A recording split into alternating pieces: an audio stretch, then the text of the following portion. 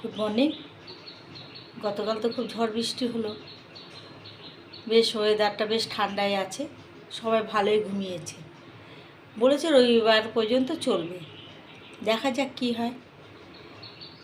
আর তোমাদের সাথে একটা কথা বলছি, তুমি যদি মনে করো আনন্দ করবে, কোথায় গিয়ে আনন্দ পারবে না।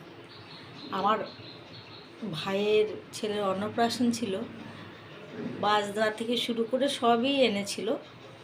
বাজনা মানে ঘোরাবো, বাচ্চাটাকে নিয়ে গাড়িতে করে ঘোরায় না, এসব ঘোরাবো, তারপরে আমরা সব নাচানাচি করব। মানে আমি তো খুব নাচতে ভালোবাসি, এই ভেবে সব এনেছিল। পিসিরা মাসিরা সব নাচবে, আরও সব আত্মীয় স্বজন, কিন্তু তা হলো না। পাশে বাড়ি একজন, তিনি হঠাৎ মারা গেছেন। তখন কি করা যাবে? তখন সেটা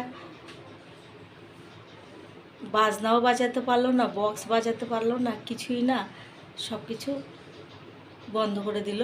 একটা মানুষ তো চলে গেল, আনন্দটা তো অনেক সময় হবে, তাই না? সেই জন্যে ওইগুলো সব আমরা করতে পারলাম না। টাকা পয়সাদের মিটিয়ে দিয়ে বললাম তোমরা তোমাদের মতন চলে যাও, বক্স বন্ধ করে দেওয়া হলো। তারপরে বাজনাওয়ালাদের বাড়ি পাঠিয়ে দিলাম। এখন নিমন্ত্রণ করেছে সবাই, তো তারা খাবে, সবাই যে যার মতন আস্তে আস্তে খেয়ে চলে গেল। আমরাও তাই খেয়ে দিয়ে চলে আসলাম, কিন্তু মনটা খুব খারাপ হয়ে গেছিলো খুব। তাকে সবসময় দেখি, সে যদি হঠাৎ চলে যায় খারাপই লাগে বলো। আর বেশি বয়সও না, 50 থেকে 52 বছর বয়স হবে। খুব খারাপ লাগলো। এখন মানুষের জীবনে কোনো বিশ্বাস নেই।